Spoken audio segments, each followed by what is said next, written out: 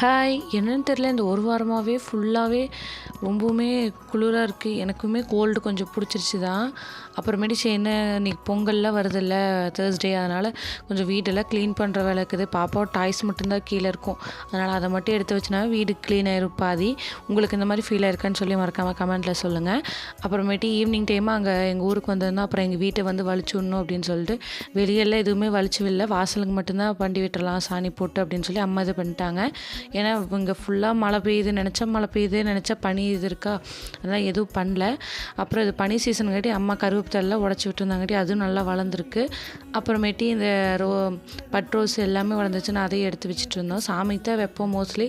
சரி நாங்கள் வந்துருந்து சொல்லிட்டு நாங்கள் எடுத்துகிட்டு போயிட்டோம். அப்புறமேட்டி அம்மா பாப்பா எல்லோரும் சேர்ந்துட்டு எல்லாம் பேசிகிட்டு இருந்தாங்க.